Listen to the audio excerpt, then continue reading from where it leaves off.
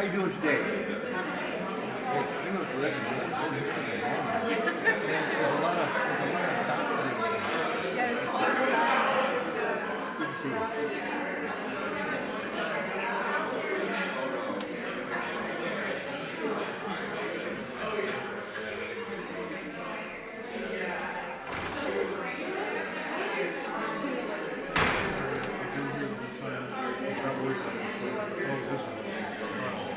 you.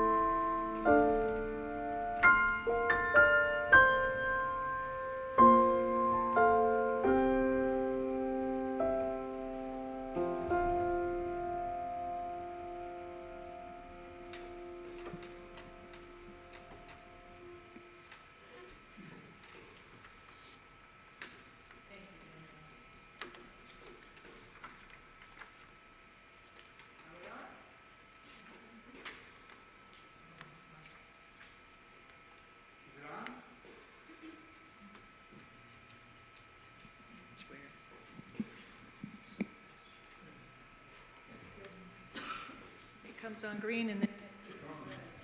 Test. Here.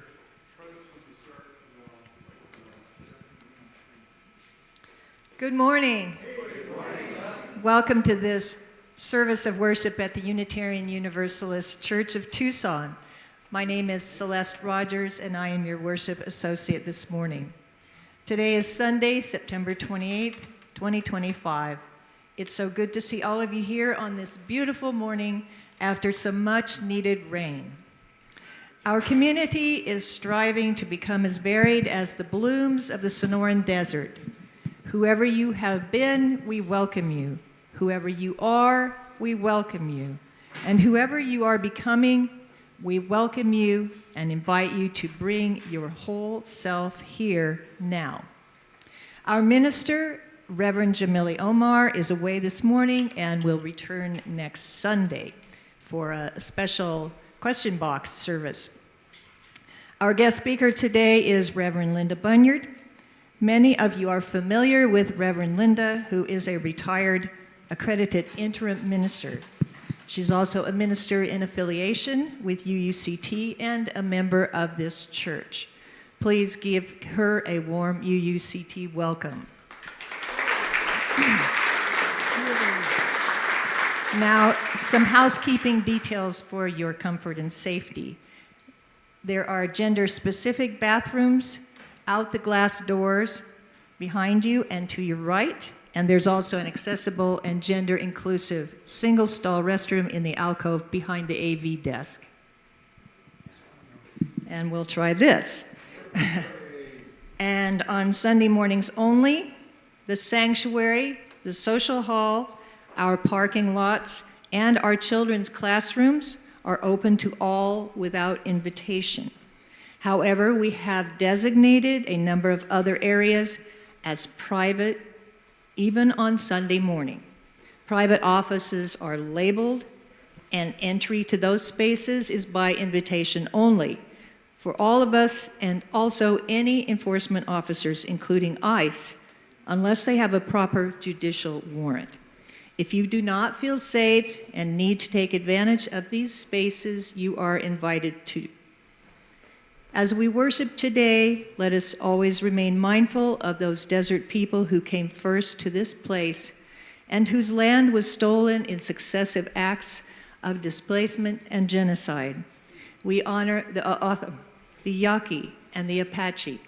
We also honor the Hohokam and the many other ancient indigenous peoples whose names are not known to us.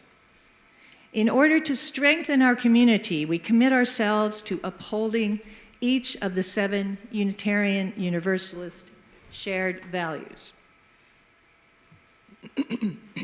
One of those core values is generosity. We cultivate a spirit of gratitude and hope. We covenant to freely and compassionately share our faith, presence, and resources. As we move more deeply into the sacred space of worship, we proclaim that our community strives to become as varied as the blooms of the Sonoran Desert, so that we may better reflect the wonderful diversity with which Southern Arizona is blessed. The very diversity in humanity which we celebrate continues to be under direct attack. Be assured that we value you for what you bring to us today, all of who you are. We need to protect one another more fiercely than ever now. It has become an act of radical love and defiance to proclaim that we welcome you. So please call out those words with conviction when I gesture to you. Whether you walked, rolled, shuffled, or skipped in, we welcome you. Wherever you are on your spiritual journey, we welcome you. Whatever cultural and ethnic background you claim, we welcome you. Whatever your immigration status is, we welcome you. Whomever you love, however you identify your gender, and in whatever way you choose to express it, we welcome you. We especially welcome any new visitors this morning. If you are new and feeling up to it, we invite you to raise your hand so that we can welcome you warmly.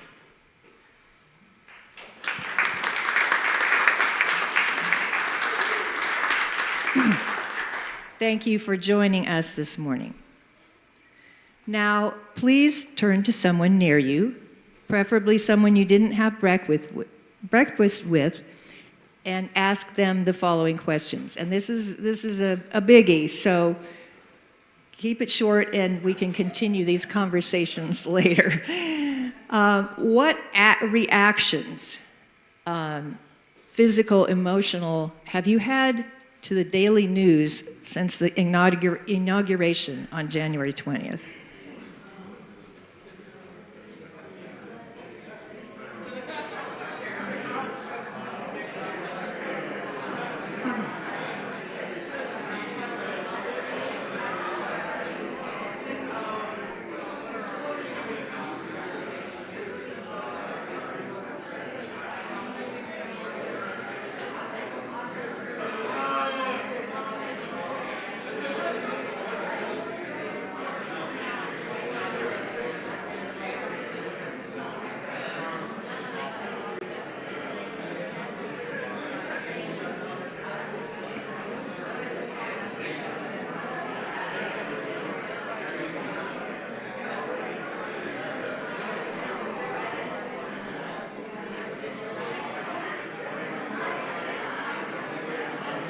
Are you going to say anything to stop the conversation, or should I just do that?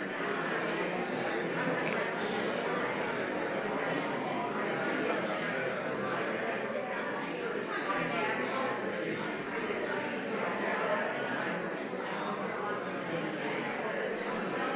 This is very good. It's wonderful to hear your conversation. And remember, you can continue this conversation after the service.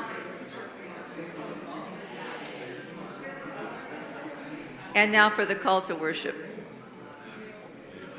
In the midst of anger and frustration is hope.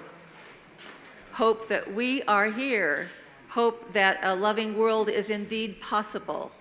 Hope in the faith that love can and will triumph over hate.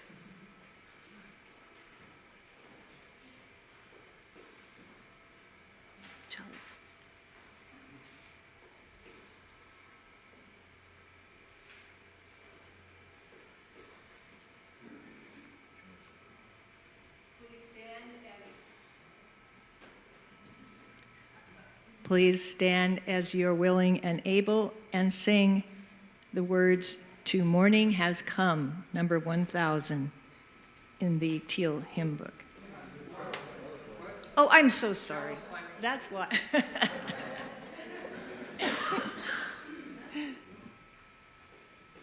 Brain fog.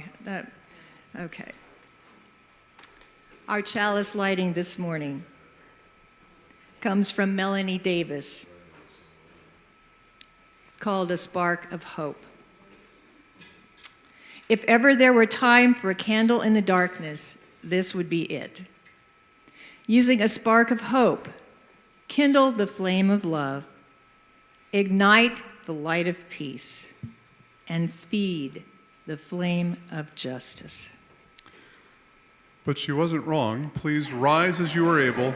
And we'll be singing from the Teal hymnal. If you ever want hymnals, we have plenty in the room for people to have, but the words will be projected on the screen. If it's a tune you don't know or don't remember,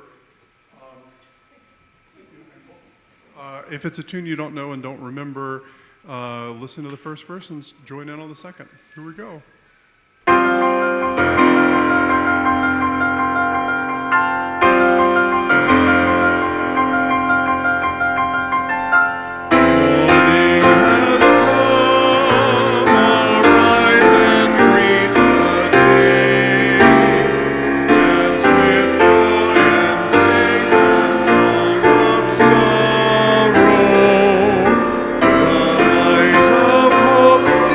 Shine.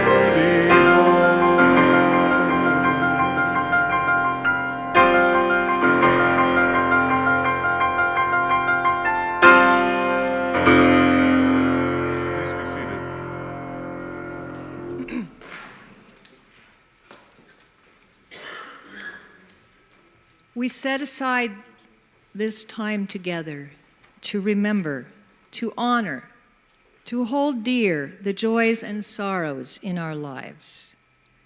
We symbolize our coming together with our shared bowl. The large stones represent the stability and firmness of the earth, which is strong enough to hold our collective celebrations and mournings. We add the smaller stones to signify our individual joys and sorrows.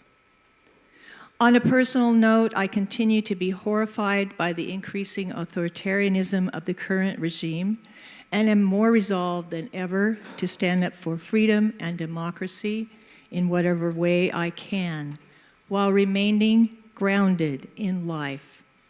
I am also aware that there are several people in this congregation who are hurting, who have lost loved ones, who are dealing with grief and potential loss and physical illness and pain. And I hold them in my heart today. We who live in the desert know that water is a life-sustaining and scarce resource. As we pour this water, we remember those who are walking through our desert right now without access to this precious resource. And we hold compassion for anyone crossing our desert to find a better life for themselves and their children. Now it is your turn to contribute as you choose to. One way is to go to menti.com and put in the code 46271558. Please add your name to the Menti if you want us to know who is sharing. If any of you here in the sanctuary wish to put your thoughts up on Menti, Brian Moon can help you do that. Another way to contribute is to come up to the table and place a stone in the water to create ripples of hope, comfort, or other emotion. And finally, we invite you to engage in a moment of reflection, meditation, or prayer to send our hopes out into the world. Now I invite those of you who wish to come up to the table and place a stone in the water. Please form two lines. Both sides may come up to the table at the same time, and then you may return to your seats utilizing the outside aisles.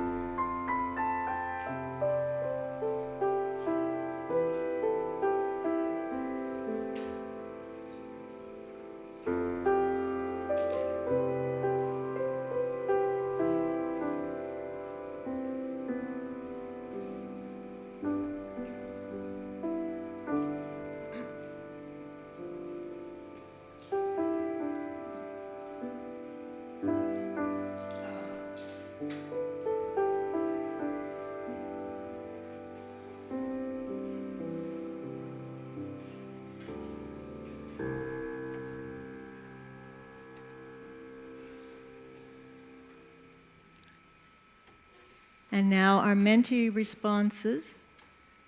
Celebrating Amelia's 2 decades plus 1 day on the earth, she brings joy and love everywhere she goes. Wendy. Happy birthday, Amelia. Excited for the newly formed transition team, helping Francis and our community to move into the future with grace and understanding. Yes. So grateful to be here with my church family today. I lost my older sister yesterday and will miss her. My heart goes out to others who are hurting. We're with you, friend. From the moment I burst through the door, nearly taking out our guest minister this morning, for which I'm so sorry, to the end of my time here each Sunday, I am so grateful to all for the welcoming. Welcome, friend. And for all of those joys and sorrows unspoken, we hold a moment in our hearts.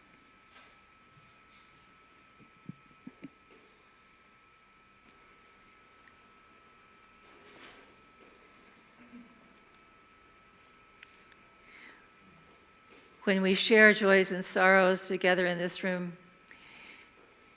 we ask a greater spirit, a loving spirit, to be with us. And so as we do that,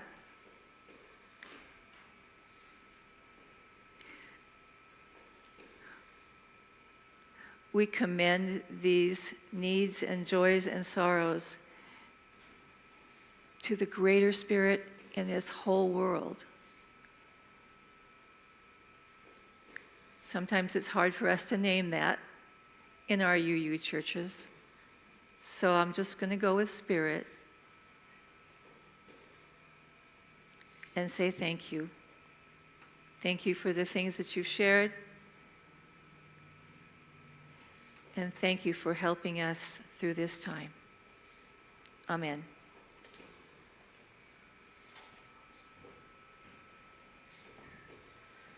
Please remain seated and respond in song to Spirit of Life. We'll sing it twice all the way through. The words will be on the screen, and it's 123 in the gray hymnal, if you would prefer.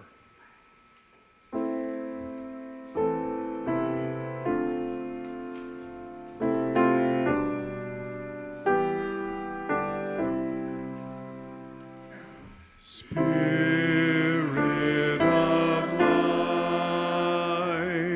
come unto me. Sing in my heart all the stirrings of compassion.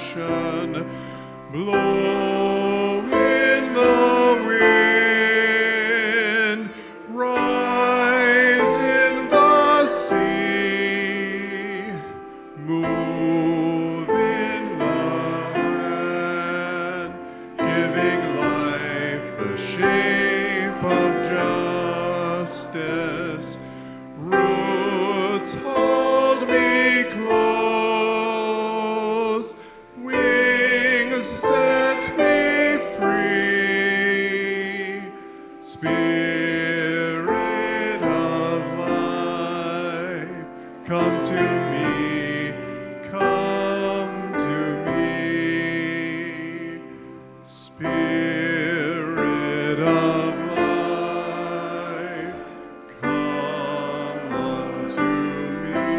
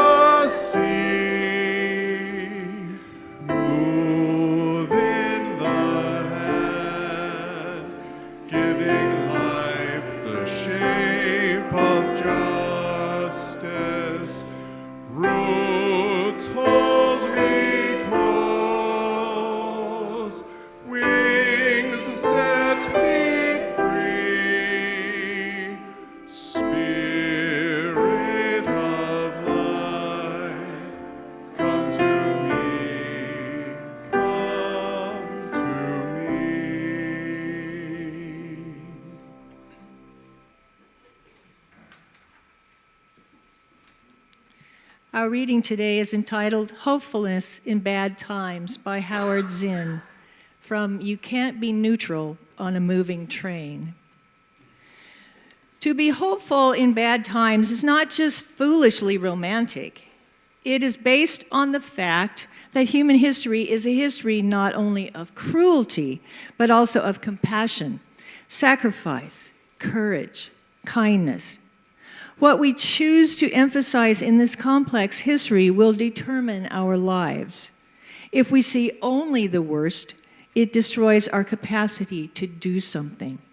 If we remember those times and places, and there are so many, where people have behaved magnificently, this gives us the energy to act, and at least the possibility of sending this spinning top of a world in a different direction. And if we do act in however small a way, we don't have to wait for some grand utopian future. The future is an infinite succession of presents. And to live now as we think human beings should live, in defiance of all that is bad around us, is itself a marvelous victory.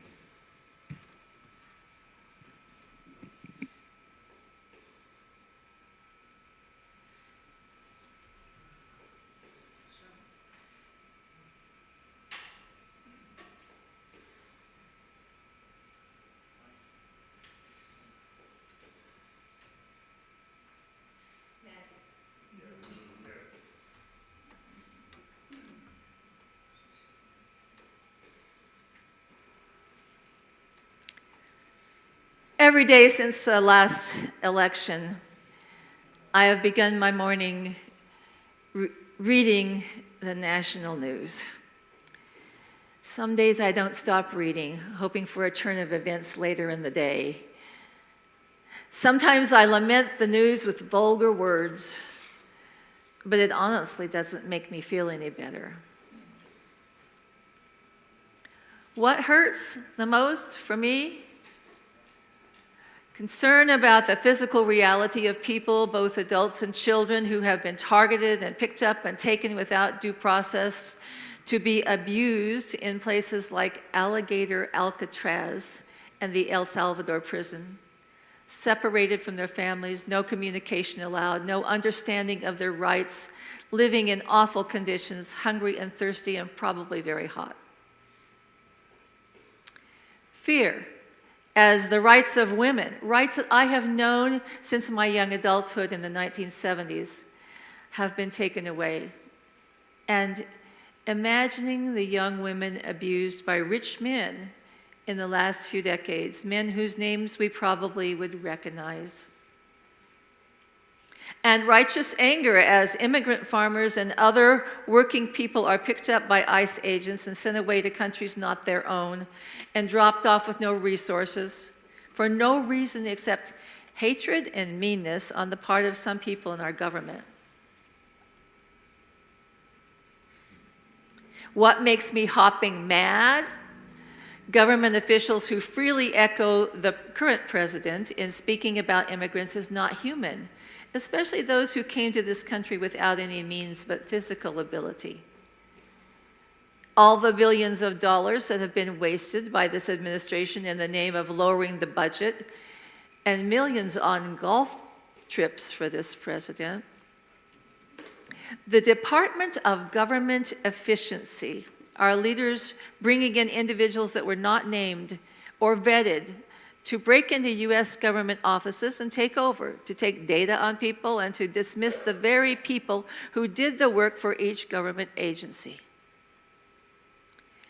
Taking away the foreign aid that the US has provided for decades, leading to the certain deaths of children in the Sudan, and destroying the food we would have sent. This president building more of the wall on the Mexican border, right here in our own region. His plans for spending on a White House ballroom and other needless extravagances. Our elected leader and his advisors slipping the language of the Nazis into our own country's dialogue, such as poisoning the blood of our country. In late 2023, the former president used this phrase multiple times to describe immigrants coming into the U.S., calling opponents vermin. In a 2023 Veterans Day speech, the same person referred to his political opponents as vermin, that he would root them out.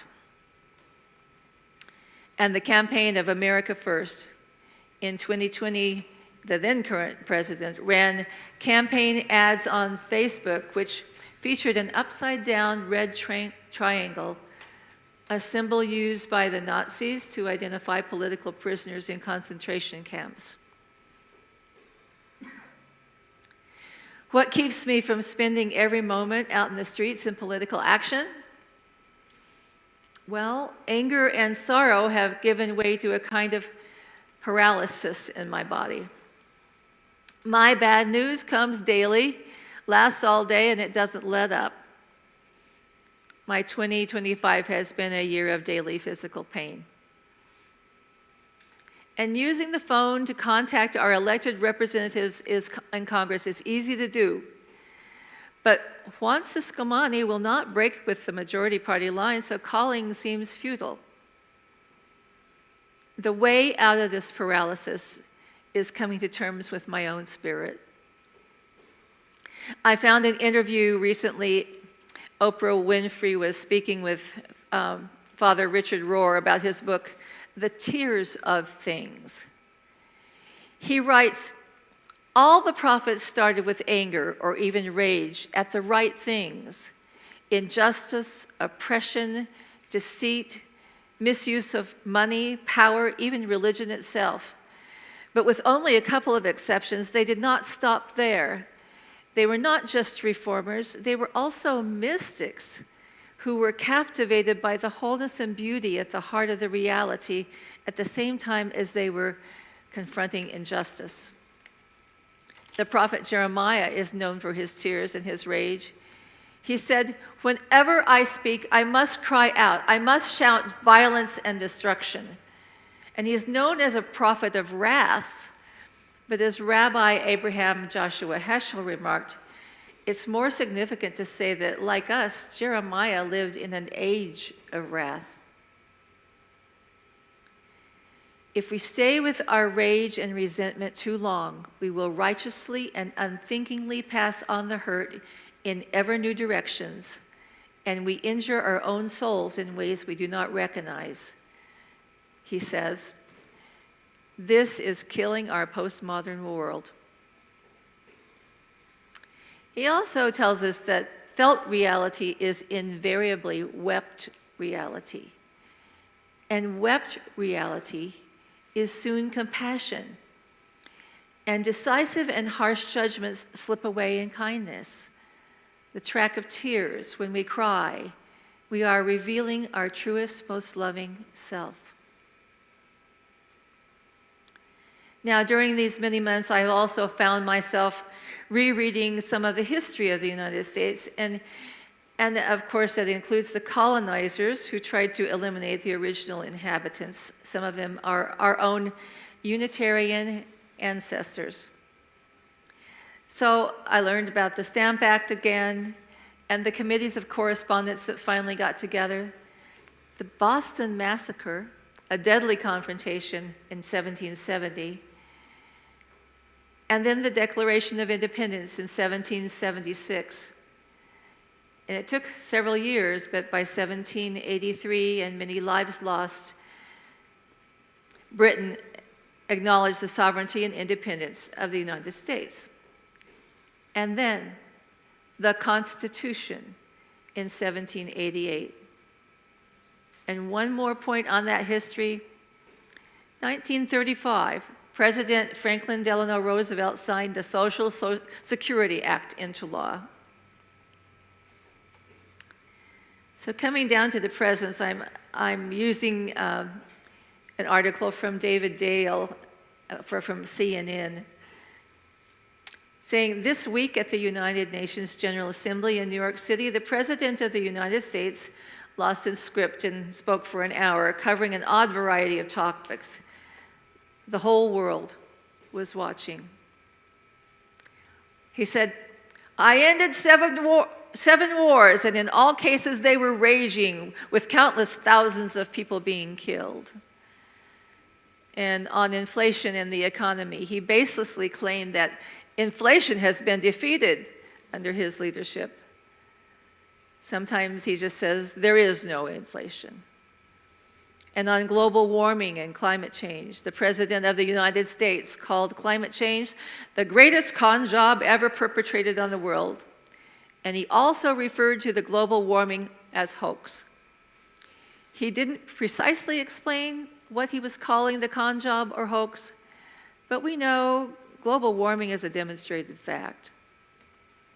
The President of the United States used the yearly foreign policy address at the GA to castigate foreign allies for supposedly ruining their countries with unchecked migration, fueling foreign conflicts with purchases of Russian energy, and ignoring his own peacemaking efforts. And on migration, he said, "I'm really good at this stuff. Your countries are going to hell."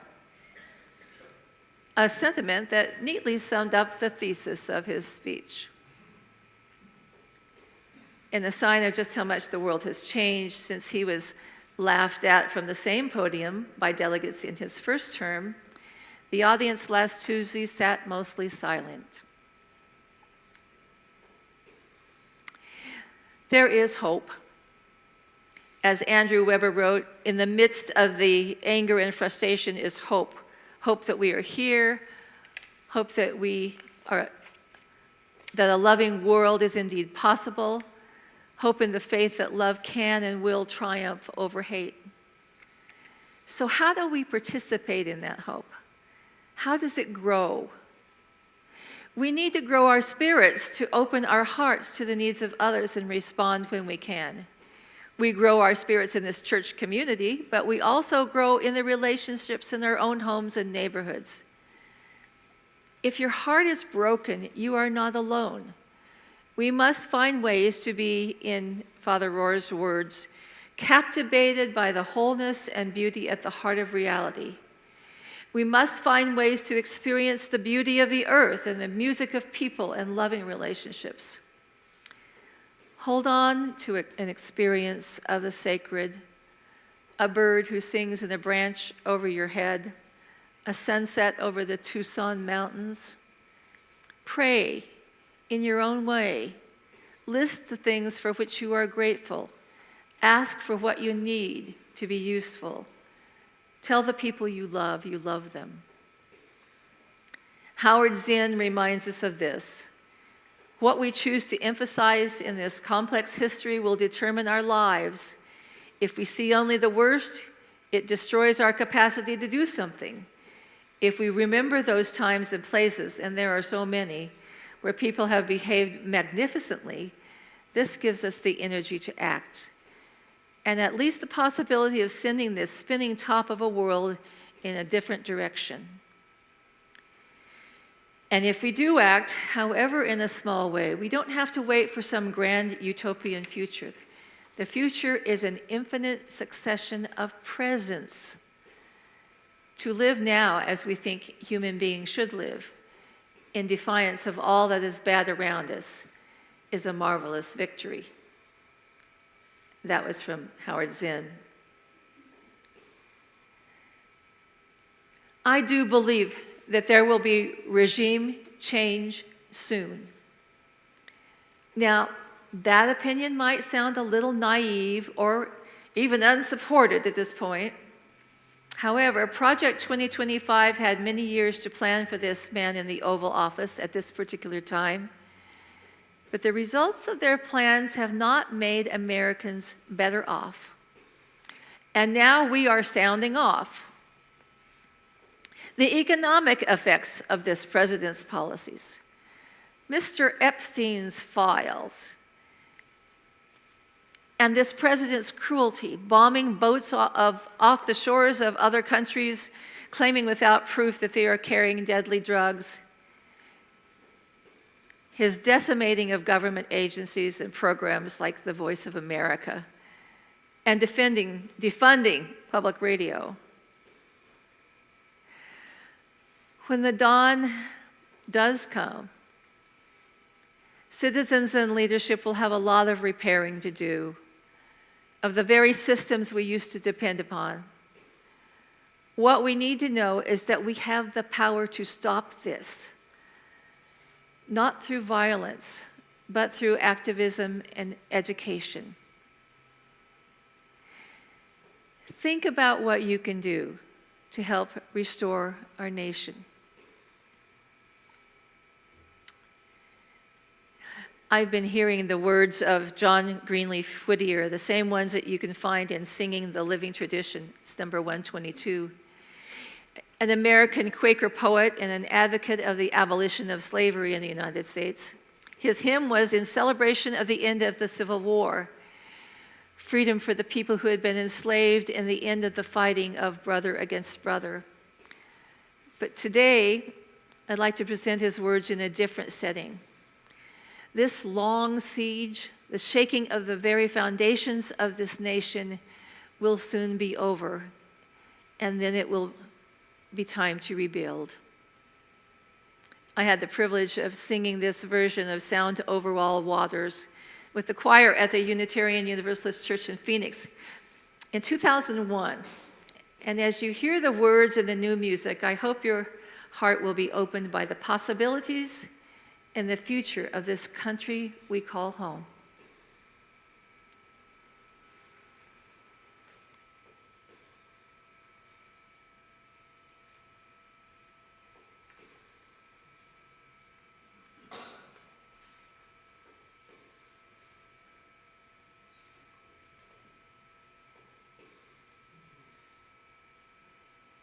And now it's time for Sound Over All Waters.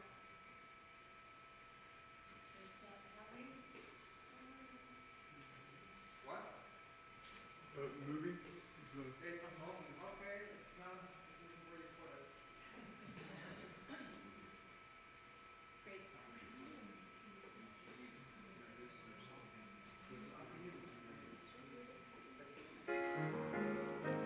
Sound over all waters,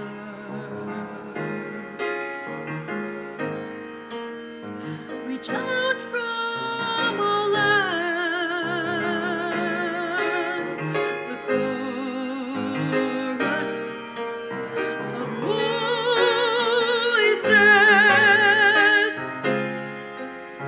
the clasping of hands,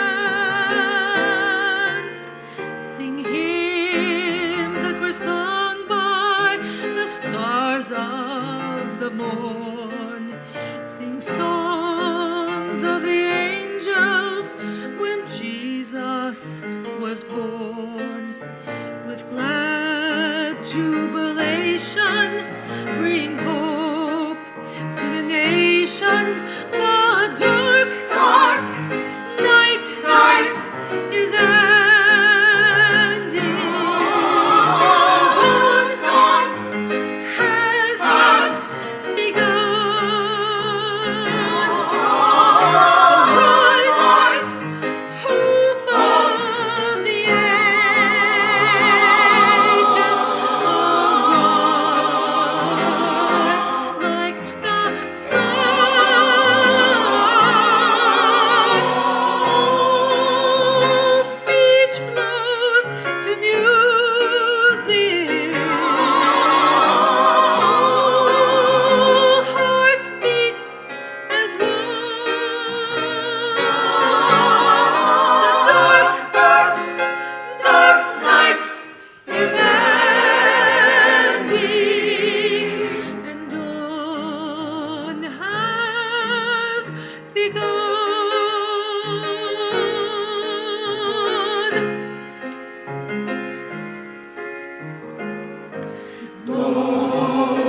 Bugles of battle,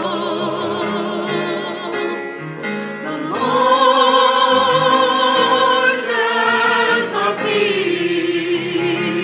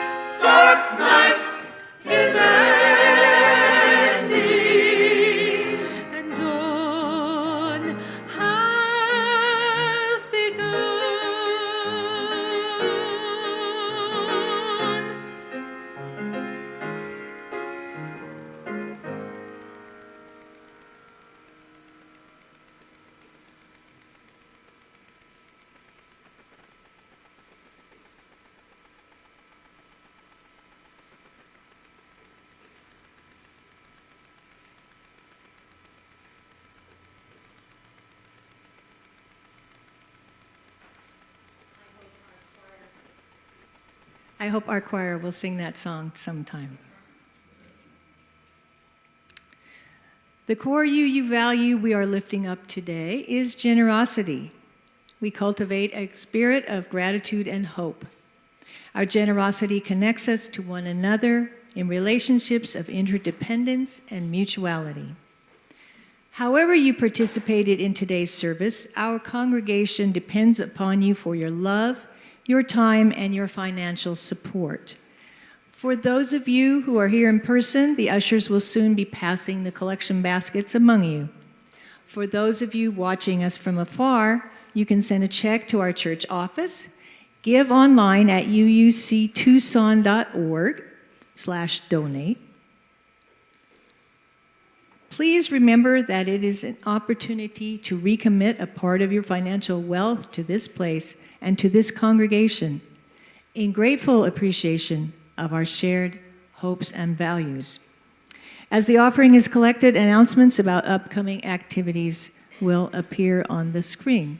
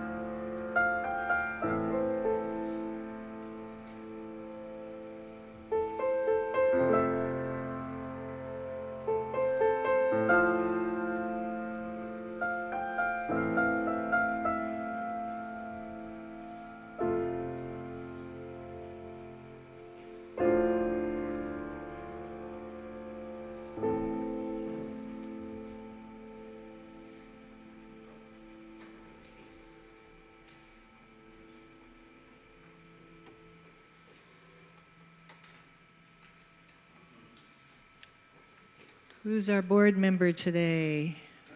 Okay, Robert, you're on.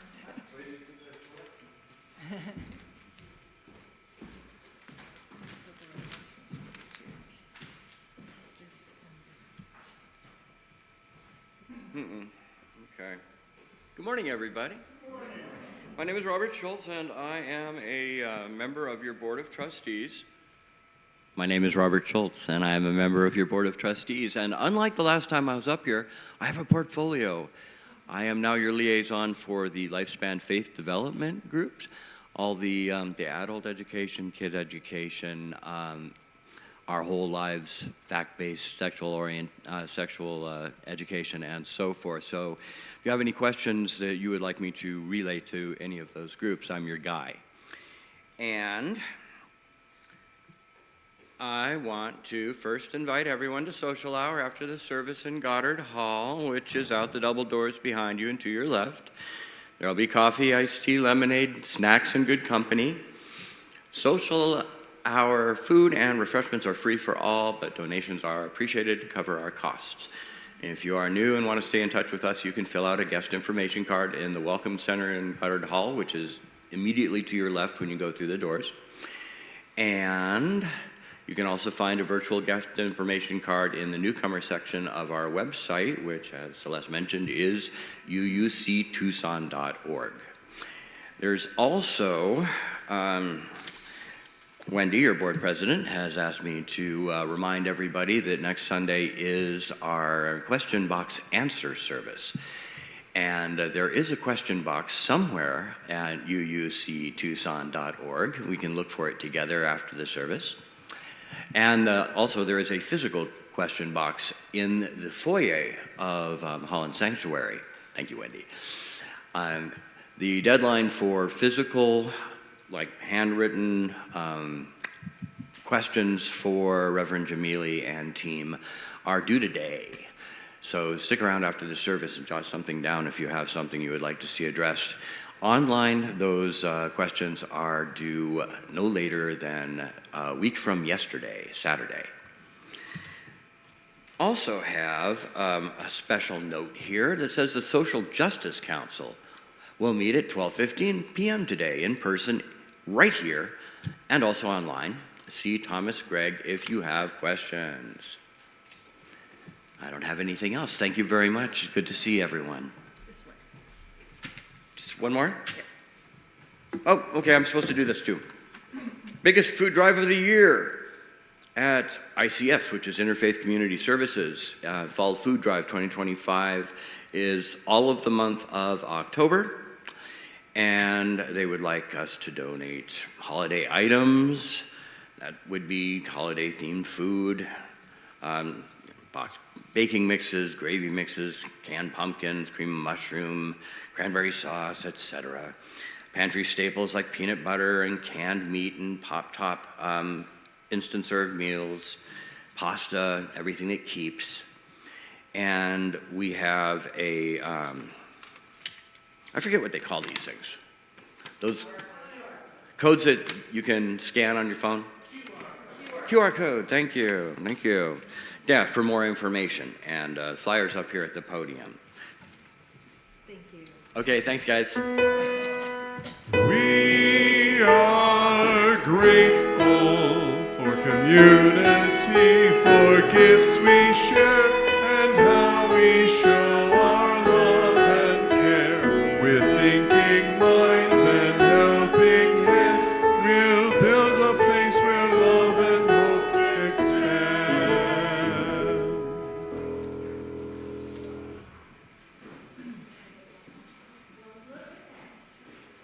Hello, everybody. I'm not Jamili. I'm not Reverend Jamili. I'm Reverend Linda. And I have a story for you today. It's called The Schoolyard Bully. Once there was a schoolyard bully. He was bigger than everybody else. He looked real big. When he was mad, he would snort, shout, and shiver, and shake, and steam, and scream. Maybe it was not his fault, or maybe it was. The other kids in the school would all say, "Let's be his friend. It's better that way." When a new kid came to class, the schoolyard bully was at his worst. He would snort and shout and shiver and shake and steam and scream until the new kid was afraid. If a teacher or another adult said no, the schoolyard bully would snort and shout and shiver and shake and steam and scream until the answer became, okay. One day a mosquito bit the schoolyard bully. He snorted and shouted and shivered and shook and steamed and screamed. He squashed the mosquito with his fist and he said he would make everybody pay for this. And he did. The other kids in the schoolyard said, "Let's be his friend. It's better that way." The schoolyard bully decided to sell candy to raise money for himself. He made the other children buy some, even if they did not like it. Soon the schoolyard bully had everyone else's money. The other kids in the school said, "Yes, let's be his friend. It's better that way." That day, a new kid arrived in school. She was small, she was quiet, she sat alone. The schoolyard bully came up to her. He snorted and shouted and shivered and shook and steamed and screamed, and he told her to buy some of his candy. And the small, quiet, lonely girl really did not want any candy. She said, "No, thank you." The schoolyard bully was furious. No other kid had ever said no to him. He snorted and shouted and shivered and shook and steamed and screamed louder than ever before. And the small, quiet, lonely girl waited until he was finished. She said, "I'm sorry, but I really do not want any candy." The schoolyard bully started to, what was it? Snort, shout, shiver, shake, steam, and scream all over again, but this time it did not seem quite as loud. And he did not look quite as big.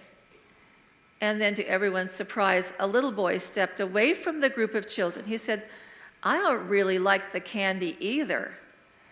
And then another boy stepped out and spoke, and then it was a girl, another girl. And soon everybody in the schoolyard was shouting that they would not buy the schoolyard bully's candy anymore. And suddenly everyone noticed that the schoolyard bully was growing quieter and quieter. His scream had become a low whine, and he did not look so big at all. He was no bigger than any of the other children, and he was not a schoolyard bully anymore. This story was from Alan Singer.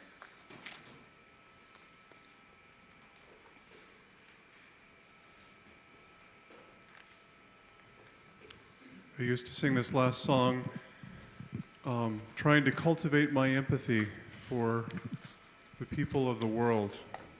Now I sing it in hopes that others are singing it and keeping in mind our nation.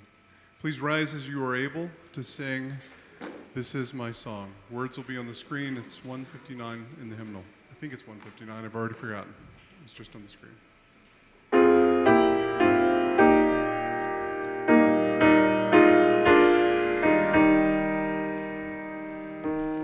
This is my song, O God of all the nations, a song of peace for lands afar and wide. This is my home, the country where my heart is. Here are my hopes, my dreams, my holy shrine. But other hearts in other lands are beating with hopes and dreams as true and high as mine. My country's skies are bluer than the ocean, and sunlight beams on clover leaf and vine. But other lands have sunlight too, and clover, and skies are everywhere as blue as mine. Oh, hear my song, thou God of all the nations, a song of peace for their land and for mine.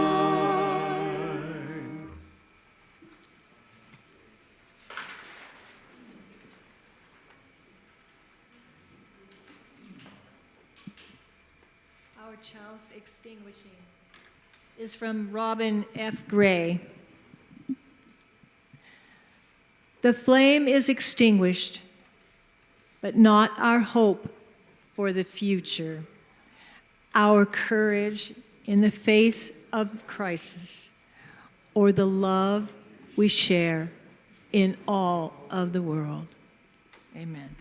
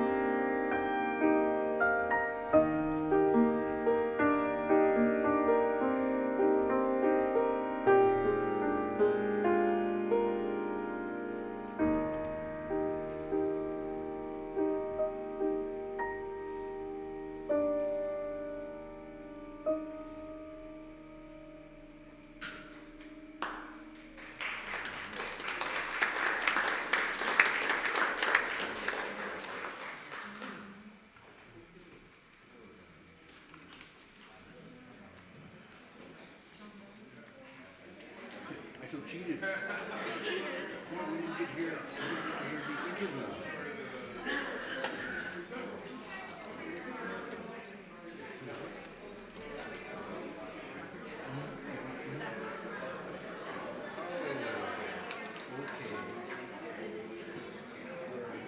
Still.